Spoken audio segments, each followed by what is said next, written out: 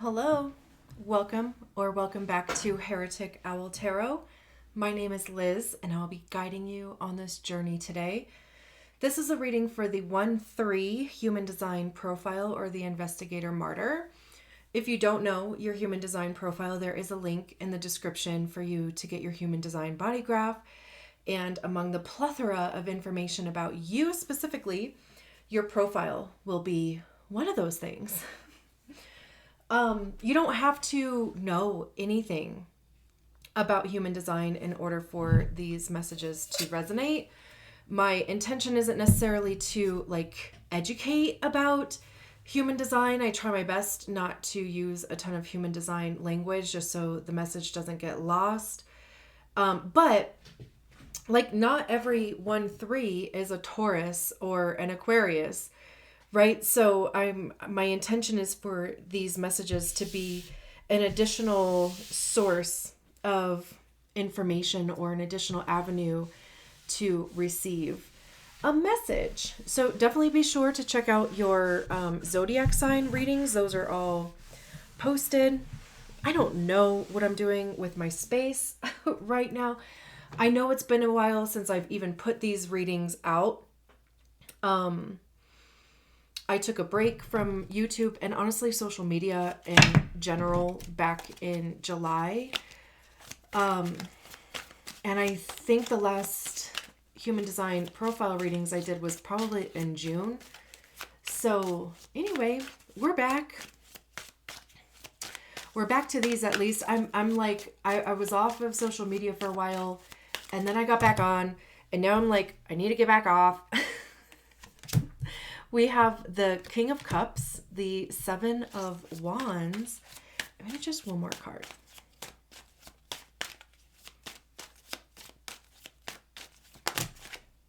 Or two. The Daughter of Wands and the Ten of Wands. Interesting. Let me just make sure that everything is in frame here. Whoops. Okay, Okay, yeah. Perfect. But yeah, I know I was complaining about my space here. I just don't really like the color of this table. I don't know. Is that the Taurus coming out in me? I'm a Taurus sun. Where, I want things to look or feel a certain way. I don't know. I have a first house Venus. I don't know. I had this other board that I was using before, but for whatever reason, I'm like, I don't really want to use that. I bought these mats and I don't like that. So we're going to try just the table. And if I continue to hate that, I might go back to the mat. So anyway, that's my spiel. The King of Cups, Seven of Wands, Daughter of Wands, or the Page of Wands, and the Ten of Wands. This little situation, this little combo over here is interesting between the Page of Wands and the Ten of Wands. I mean, we'll get to it.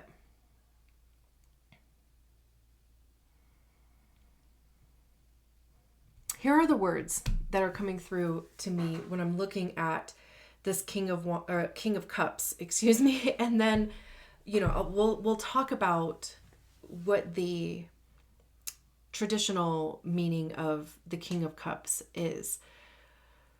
The things that are coming through for me with this King of Cups is camouflage, algae, muckiness. And hopefully you can maybe see where, I'm coming from on that, because I'm trying to, let's see. That's what's interesting is that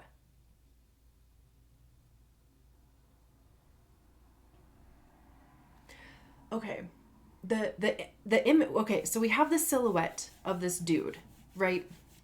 Kings are usually represented as male figures, although it's not, the energy of the suit isn't necessarily gender specific, but it is, a king that is generally associated with male. So anyway, we have the silhouette of this man And then there's this image inside of the silhouette, right? And that image is upside down, which also even feels a lot like the Hanged Man, which is Neptune, which is Pisces, which is the King of Cups. So, we can also see, hopefully this isn't like blurry, hopefully you can see that, the cup up here, we can see the bottom of the cup there. It's upside down, kind of, I'm assuming that the liquid is what is making the portion of this image, just more clear versus in the arms, the top of the head, in the body here. It's like muted, or it's almost like there's a fog over it as well. So again, right? Okay. So, and we can see if we turn this card upside down, right? We can see now the trees are upright. This is water, and there is, algae or whatever that's growing on top of the water. But it's like why is the image upside down? And in the actual silhouette. That's weird to me.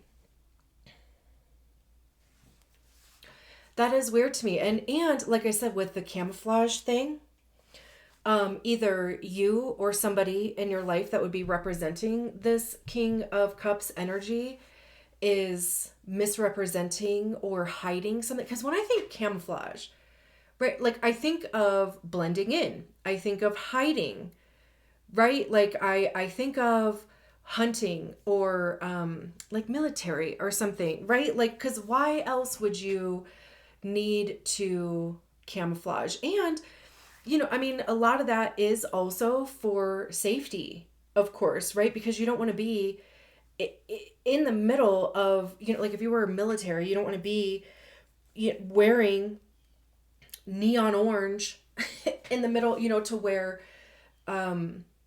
your enemies, quote unquote, can easily find you. And I guess same with hunting, right? Like you are trying to be stealth. You're trying to be sneaky. I'm not saying necessarily that camouflage is a negative thing, but I'm just saying, like, when I think of camouflage, that's what comes through to me. And the fact that the, around the edges here is foggy or just muted or distorted. And that's, the stuff that's like on the outside. And then here in the middle is, what's more clear. Again, it feels like there is something that is being hidden, or misrepresented. I'm not sure if I used the word misrepresented already, but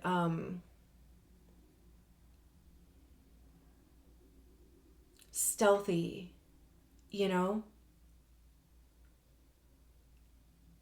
Also, I was talking about the Hanged Man, right? Because the Hanged Man is generally depicted as hanging upside down from their foot.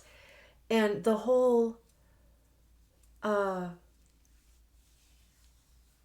purpose of the Hanged Man, it talks about suspension, delays, clearly, because, like you're not necessarily like stranded or not necessarily all the way stuck. However, it's a difficult situation to get out of yourself type of thing, right? So that's why, again, there is usually a suspension or a delay in the forward progress of something, whatever it is, but also the message behind the Hanged Man is seeing things from a different perspective.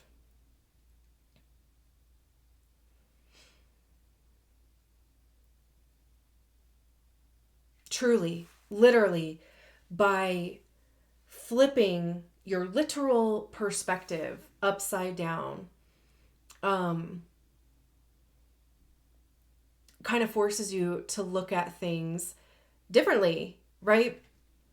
Even like if the camera on your phone, if you flip your camera upside down to take a picture, it does change the perspective a little bit. Like that was a trick I saw on TikTok like years ago. And I use it actually a lot myself, just taking pictures of whatever. Because, you know, when you're holding your camera upright, the lens is at the top, right? So anything that's on the bottom may be distorted or elongated or whatever, right? I'm certainly I'm certainly not a good photographer by any means. But if you flip it over, now the lens is at the perspective, like it's lower, right? Like think if we were just taking a picture of this card, if we took a picture with a camera upright and the lens is up here, then, this part is going to be more in focus or whatever. Like this would be more of a focal point. If we flipped the camera and the lens is now closer to the table, then it's going to flip the perspective and the bottom is going to be more pronounced and the top may be elongated or whatever, right? What is this card? Two of Wands. Okay. Even that there's like this little spark here. That's funny. Like a camera flash. I don't know. Maybe you will actually, get proof on video or through a phone or picture or something of like whatever this is going on in this King of Cups. And I want to talk about the traditional meaning of the King of Cups because it's not usually what I have described it to be, right? Kings are the highest expression of the suit. It's the mastery of said suit. Cups have to do with our emotions, our intuition, love, compassion, empathy, grace, right? And it is a mastery of those things, not only within yourself, but being able to see it in other people, being able to give other people love, guidance, empathy, compassion, right? It's using your intuition and that gut feeling to make, I want to say, informed decisions. Because truly, like I think a lot of us, most people have been conditioned out of using their intuition. And that's generally out of fear because your intuition is not going to, it's almost like your strategy and authority too, which I know we're talking human design. Of course, strategy and authority comes into play with that as well. And it's the same thing, like your intuition, your strategy and authority is not going to lead you to situations that are out of fear or even FOMO, right? Like fear of missing out.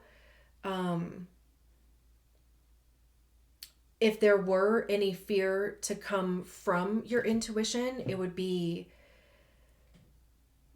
like being outside of your comfort zone, being afraid of, hurting somebody else's feelings by making a decision.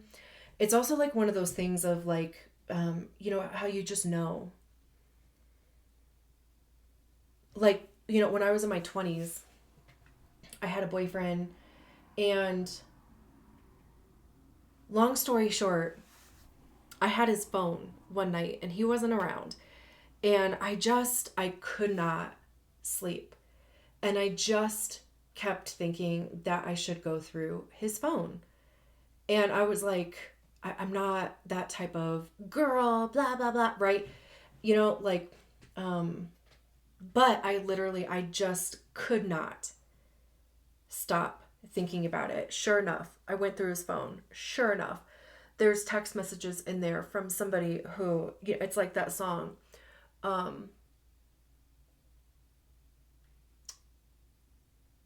She says he's just a friend, like that song. Except it's flipped. Like he was like, no, she's my best friend. I've known her forever. Well, come to find out, that was not true.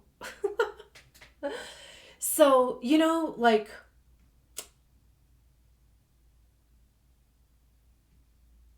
we broke up, we got back together, did that a couple more times. because I was in my 20s and he was a smooth talker and all of the things, right? Like the things you go through in your 20s and probably your 30s. I mean, you know, it's not necessarily like an age thing, but anyway, your intuition is not going to lead you astray. And any fear that is attached it could be the fear of finding out the truth. It could be afraid of being correct. You know, it could be afraid of like, what's next? What does it mean? Like, if I were to follow my intuitive thing, like, what would that mean for my life? Right? That's all ego stuff though. That's not intuition stuff. Right? So, anyway, it's interesting. Like I said, this card is coming through and I literally like immediately just felt camouflage, and I felt, you know, just even the algae thing of how algae grows on stagnant water. Like it's really hard for organisms like that to grow on water that is like constantly circulating. And when you think of like stagnancy as well, it's like, you know, nothing's happening, nothing's moving, nothing's changed.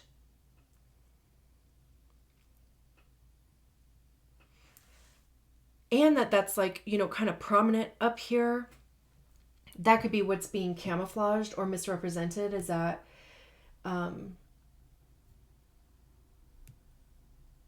it's, you know, like being presented as change has occurred, but truly underneath it hasn't.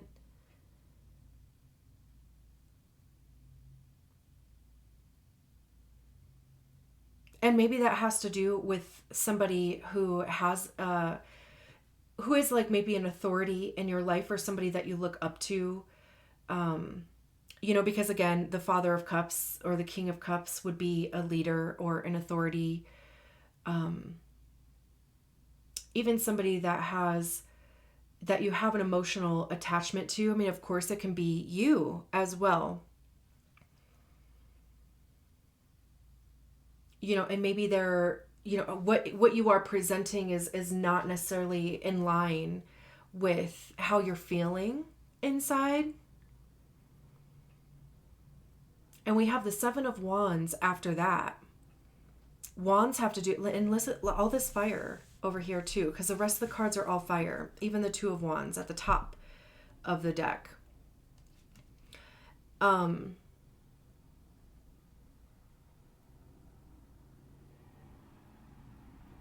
Wands have to do with the actions that we take, the motivation behind the actions that we take, creativity, passion.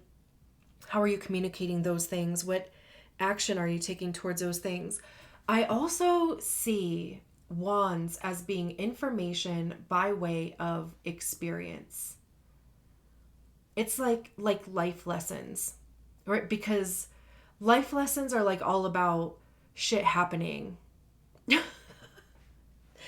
You know, like you tried a thing, you took action towards a thing, literally anything, and you got information back, right? It either worked out or it didn't, or kinda, you know, but you learned a lot.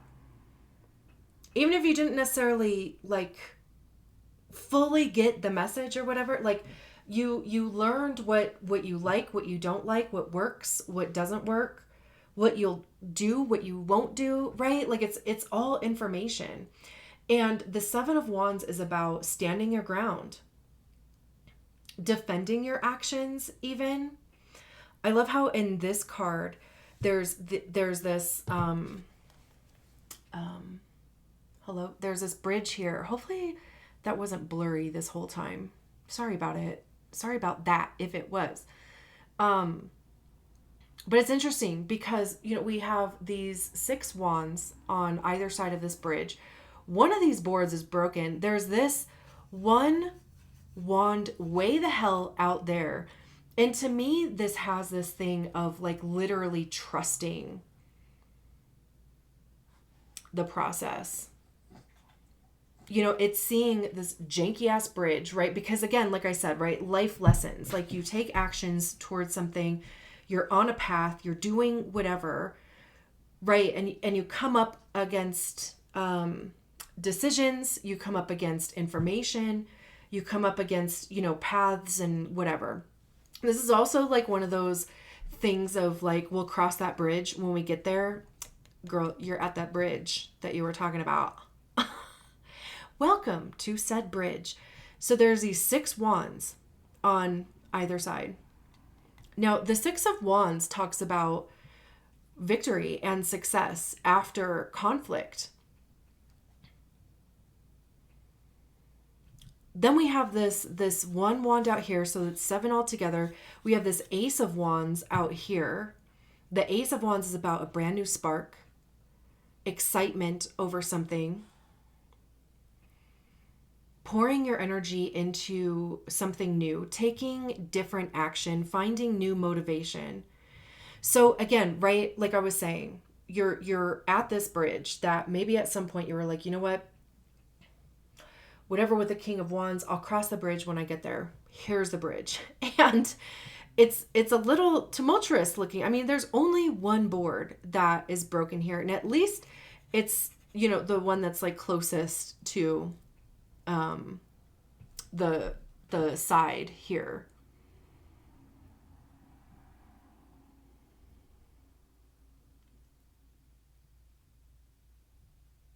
And I feel like this 1 wand is out here so that instead of you focusing on this one board, because that would put anybody, that would make anybody feel a little iffy about if they should even put all of their weight onto this bridge, and it's almost like it would be a really good excuse to like turn around and go back to the stagnancy, to go back to, what is being camouflaged, to what feels safe, right? And also it would be your ego that would be telling you no, when your intuition is probably like, you better cross that bridge. Because like I said, right, I believe that this 1 wand that's out there is like basically a thing about like safety and even confidence, security, like a dangling carrot,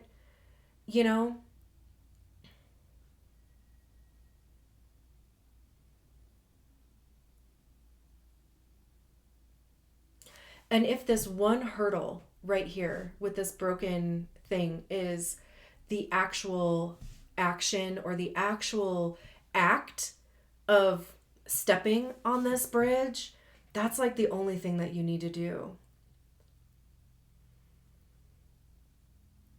And once you get past that, the rest of it will be perfect.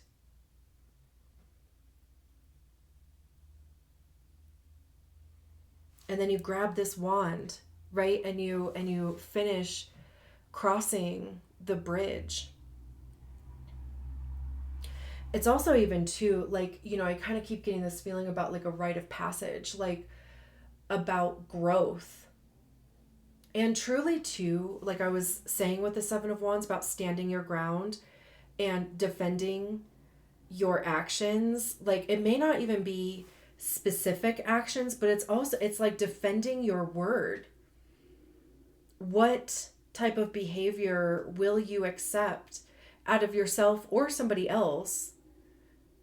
And what type of behavior won't you accept? And this is that representation of, are you serious about it? There's a lot of growth potential here. Just within yourself, like personal growth. Even like reestablishing trust with yourself, seeing that you can do it. Like seeing this what could be perceived as an obstacle, but being more trusting in what is on, this isn't even on the other side. It's like kind of in the middle. You know, it's like being more curious, more interested in what is beyond the little obstacle that is that first act, that first step. Well, the third step.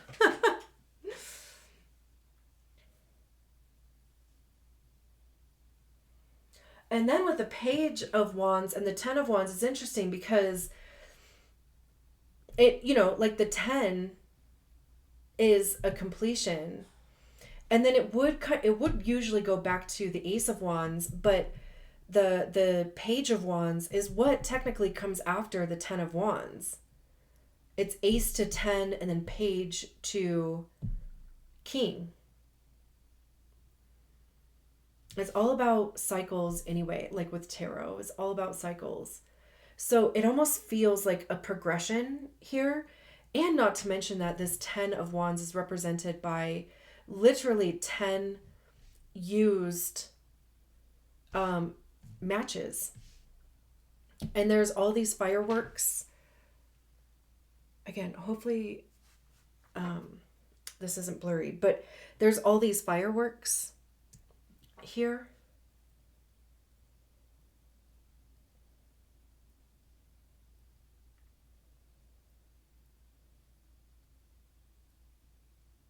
And how this is coming through for me is that whatever the situation is, like whatever with the 10 of Wands, like there have been 10, it doesn't even have to of course be like 10 exactly, just that there have been multiple attempts at getting something going. There's no, except for like burning this hole here, there's no flame, there's no like continuous burning happening here. So it feels like starting and stopping, lighting a match, letting it burn down and blowing it out,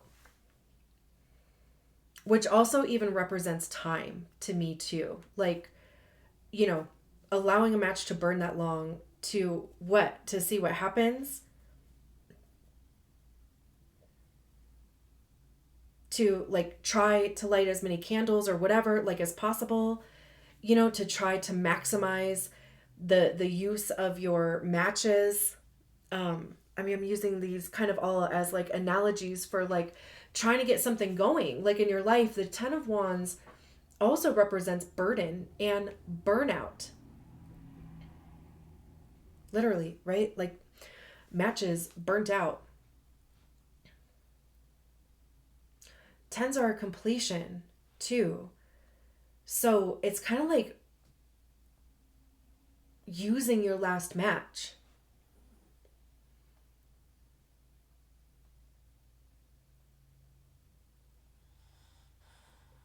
And then with the Page of Wands and all of these fireworks in here,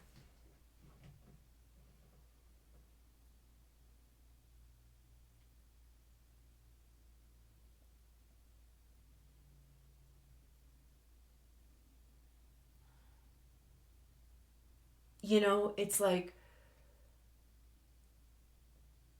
excitement,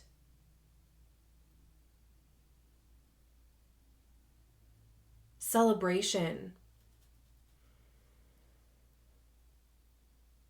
rejuvenation, you know, like it's just fun and playful. Like, you know, the Page of Wands is a lot of like a lot of adventure, play, curiosity. The Page is using the Ace of Wands and starting to figure out, what do I want to do with this, right? Like using the power of, or the element of fire, which are all those things. It is excitement, heat, colorful, fun, enjoyment, you know? Also, the thing about fireworks is that you can see them. You're not going to hide a firework, like you're not going to camouflage really, like a firework, especially these big ones, you know?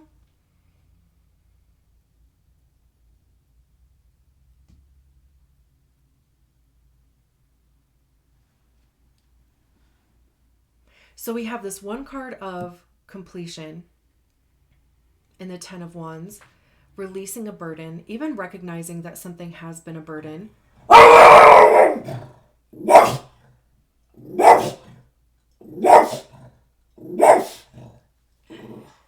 So, he was just taken by surprise.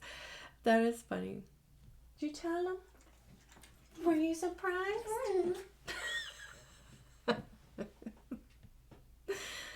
Oh, good boys.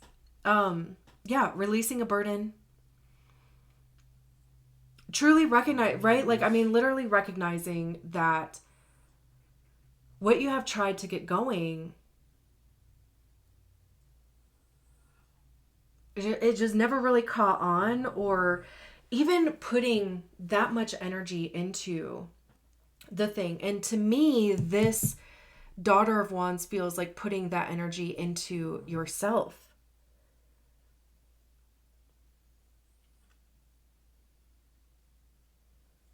Let's see what's at the bottom of the deck. And of course, if you're still here, thank you so much. I love that for us. And if you haven't done so already, I would absolutely love it if you subscribe to the channel. Leave a comment, like the video, save it, share it. Those are all free ways to support me and the channel, and it helps YouTube push the videos out and people to get their eyes on them. We love growth over here. Ooh, we have the 9 of Pentacles and the Magician. I swear, like the Magician, every time I have seen it throughout these readings so far, it has been the second card at the bottom of the deck. I love that. I love this 9 of Pentacles anyway. It's very abundant, fruitful, literally.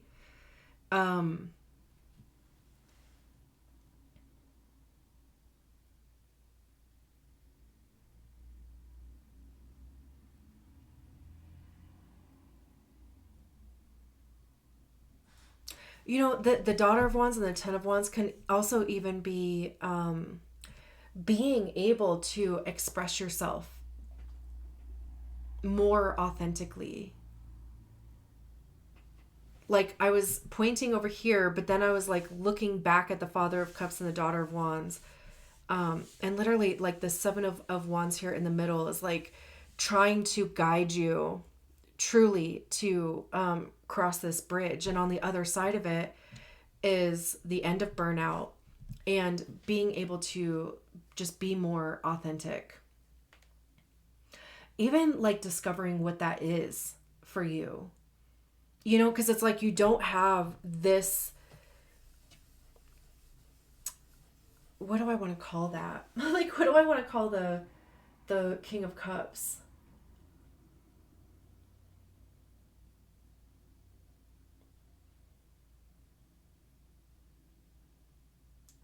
Wolf in sheep's clothing, or like, I don't know if it's that dramatic, but it's like having to like constantly try to figure out if what you are getting is the truth, if what you are like intuitively feeling is what you are receiving, like from whatever the situation is. It's like that energy now is freed up so that you can focus on truly like your own growth and your own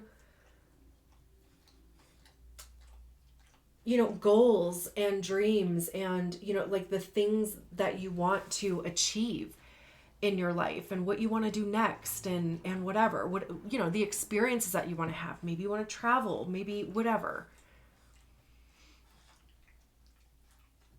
So anyway, like I said, the 9 of Pentacles has to do with our money, how we get it, how we save it, how we spend it. It's our time and our energy. Like, where do we invest our time? We generally exchange our time and energy for money, like, in the work that we do. So is that in alignment with you?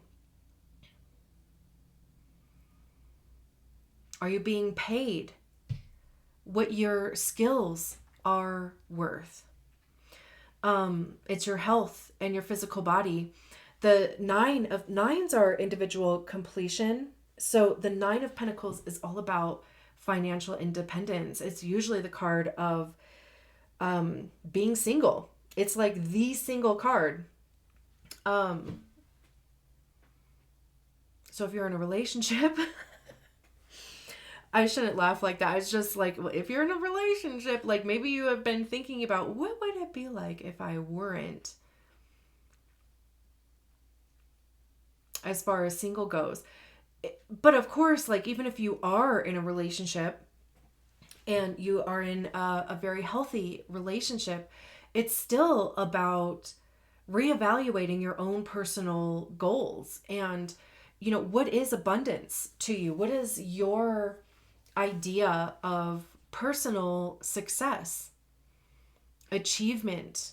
Like, what are your goals?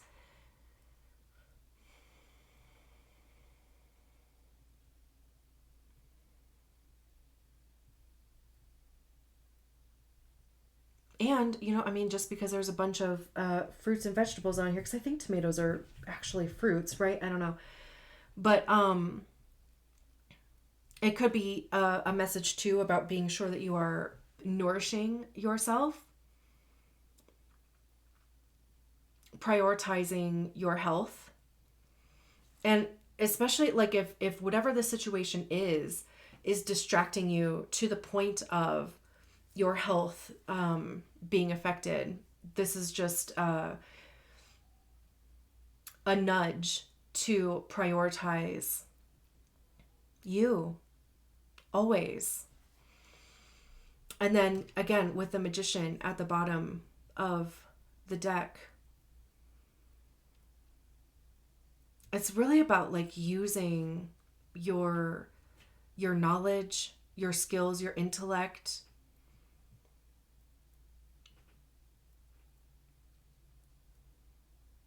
It's like you have everything that you need to make a decision, to manifest a thing, to, create, to actualize something. And anything that you think you don't have will be provided to you when you need it, at the exact moment that you do. But it's like right now, needing to get over this bridge.